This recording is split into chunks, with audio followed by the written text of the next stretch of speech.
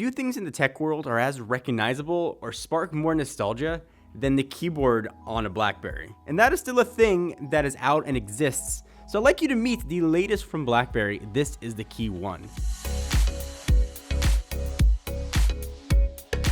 They've ditched making their own hardware. This is manufactured by TCL. This is kind of a tricky phone to go in and talk about. Anyone who does a review and bashes the phone for having a physical keyboard, I think is missing the point. You buy this phone for the physical keyboard. You know it's there when you buy it. It's not a surprise. If you don't want a physical keyboard, this is very clearly not the phone for you. But if you're still one of those people that's longing for physical tactile feel of buttons, the BlackBerry KeyOne is a surprisingly good phone and a really nice package. So let's just start with the keyboard, since that's really the big story here. It looks and feels like a BlackBerry keyboard. It's got pretty nice key throw. It's extremely narrow though, and it's going to take you at least 3 days to get used to typing on it. You're going to have some fat finger syndrome. Fortunately though, BlackBerry software is really good in recognizing when your fat thumbs hit the wrong key. I also really like that you can set any key as a shortcut, so you don't have to worry about launching the app store and going to Instagram. You can just set the letter I as your Instagram shortcut. Also integrated to the keyboard, and this is one of my favorite things about devices like the Priv and other sort of modern Android BlackBerries, is you can use the keyboard to kind of scroll through a web page. You don't have to use your finger on the screen. You can just sort of scroll down the keyboard naturally. It feels really good. I also like that they integrated the Fingerprint Reader directly into the spacebar. We've seen a lot of weird fingerprint placement recently with modern devices. That makes sense to me. It's on the bottom of the phone, my thumb's almost there, I push it, and it works. And it worked almost 100% of the time. TCL did a really nice job on the build of this phone. It's a thick phone, but this is a weird thing to say, but refreshingly thick.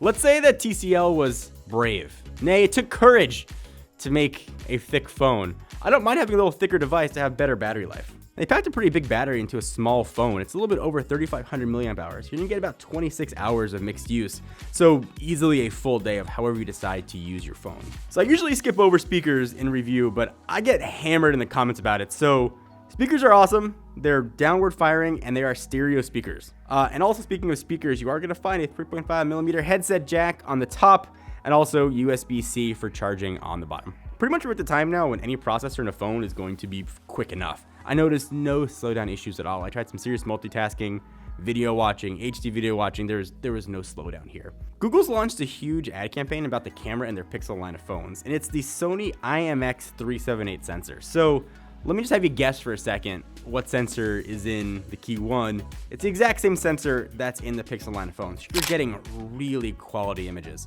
Pictures still come out looking awesome. Low light's really good. Outdoor visibility pictures look really crisp. Perhaps a little bit on the oversaturated side, but I kind of tend to like that. They are towards more of what Samsung does with their processing than maybe what Google does with their processing on the Pixel. I'm still reviewing the device to see how it performs with my daily tasks. Usually I like to test devices for a week before I do the review. First impressions have been surprisingly good. All right, so you met the BlackBerry KeyOne. What do you want us to focus on in the review? And if you're gonna start yelling at BlackBerry in the comments about why would you buy a phone with a keyboard, no one's forcing you to buy this phone. If you want a phone with a keyboard, it's nice to have options. I think that's what Android is about, giving you options to find the phone that's right for you. And for a lot of people, the KeyOne might be the right phone for them. It's got a good feel, it's got a great camera, it's decently priced, and if you want to pick one up, you can do so on May 31st.